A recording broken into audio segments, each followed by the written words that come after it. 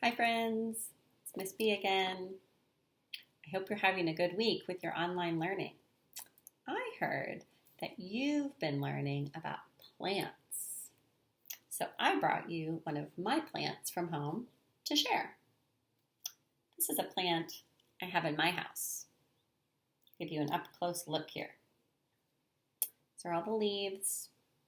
This plant is an orchid. It's just missing its flowers right now. So actually this plant doesn't have any dirt or soil, so I can take it out and show you. These are some of the old roots that have dried up. And then if I give you an up-close look under here, you can see some new ones growing right down there. Look like little fingers. This is an orchid, and you've probably seen a plant like this before at the store, or maybe you have one at home. And they grow flowers. They might grow purple or white or pink flowers, and they grow up nice and tall. And usually they come over and they have many flowers. So this is one of my plants at home. Actually, I need to water it so you can see it's pretty dry. Okay, well, something I know about plants is many plants come from seeds. So I brought you a book to read today called A Seed is Sleepy, all about seeds. Let's get started. A Seed is Sleepy by Diana Hutz Aston. A seed is sleepy. It lies there, tucked inside its flower, on its cone, or beneath the soil, snug and still. So there's the seeds in the soil. There's the seeds still on the plant.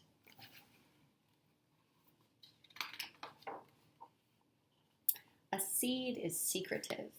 It does not reveal itself too quickly. Most seeds sleep through a season or two, waiting for warmer temperatures of spring, but some take their time. 10 years might pass before the bright red-orange seed of the Texas mountain laurel shows its purple blooms. So this plant starts as a reddish-orange seed, and then it grows into a plant like this with purple flowers, purple blooms. But it can take 10 years. The seed might sleep for 10 years before it grows. A seed is fruitful. Yes, I know. Fruit has seeds. Here's a strawberry, and you can see all the seeds are on the outside. And then a papaya, if you cut open a papaya, has black seeds in the middle.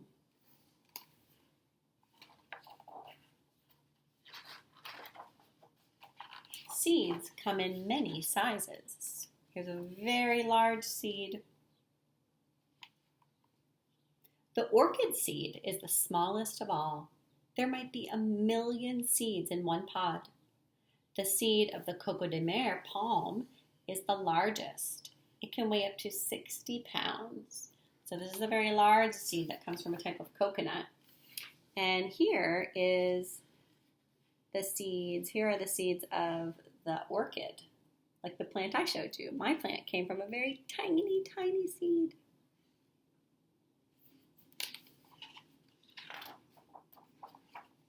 A seed is adventurous. It must strike out on its own in search of a less crowded place to put down roots. A parachute of fine, silky hairs can take a dandelion seed 100 miles from its parent plant. So here you can see this plant. The seeds are coming out and blowing in the wind. And I bet you've done this before, where you pick up a dandelion and you blow it and all the little white pieces fly away. Well, those are the little parachutes. And then on the bottom is the seed.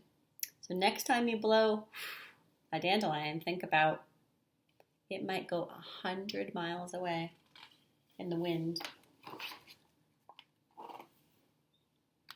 Drift seeds float on ocean currents from one shore to another, and their thick protective shells keep out the seawater. So all of these kinds of seeds float in the ocean. Many, many different kinds of seeds. And this is look at this one. This one, it looks like it's long and brown like this on the outside, but inside it looks like that. It's the inside. And this is called the hamburger bean because it looks like a little hamburger. That's the seed.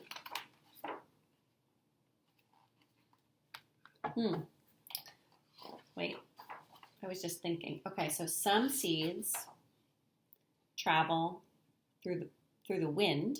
They get blown by the wind and travel. And some seeds travel on the water to a new place. To find a spot to grow, a seed might leap from its pod or cling to a child's shoestring. So here's some seeds floating from this flower, the violet, these little tiny seeds. And here's some seeds that stick to clothes or shoes. Those are called cockleburs. I bet you've seen those kind of seeds before. A seed is inventive. To find a spot to grow, a seed might leap from its pod or cling to a child's shoestring or tumble through a bear's belly. So if a bear eats some fruit and there's seeds on the fruit, it goes into their belly. And then when it comes out, it might go into the ground and grow into a plant. A seed hopes to land where there is plenty of sunlight, soil, and water. A seed is thirsty and hungry. Once a seed has shed its coat, it drinks in the rain, the dew, and yesterday's icicles. It feasts on minerals in the soil. So plants need to drink water, and they need to get their food from the soil. So here's a bean growing. It sprouts. There's the seed and grows into a bean plant. And here's some corn that was planted. And it sprouts and grows into a corn plant. Another part of the seed, the shoot, is sensitive to light, so it reaches for the sun.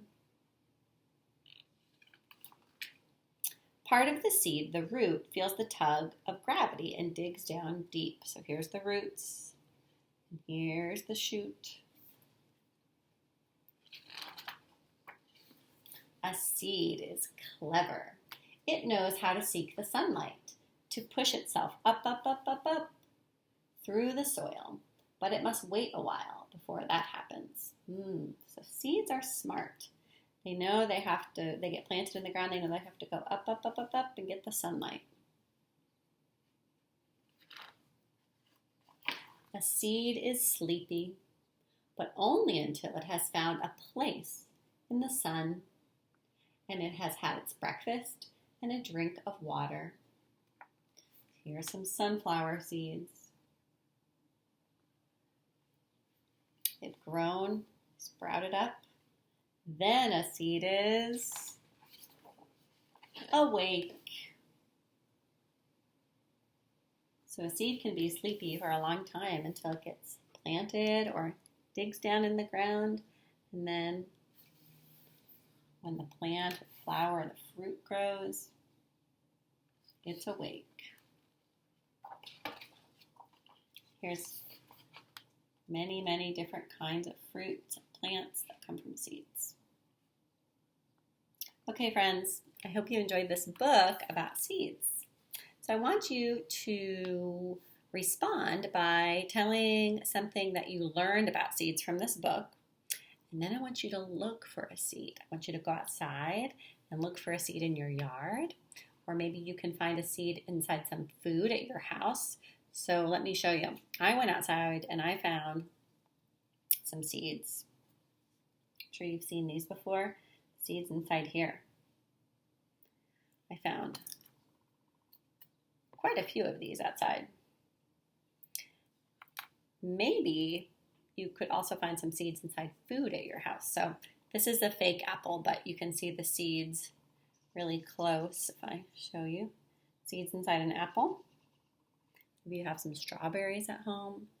I want you to go on a little seed hunt, okay? Take a picture of something with a seed and write something that you learned about seeds from our book today, okay? See you next time. Bye.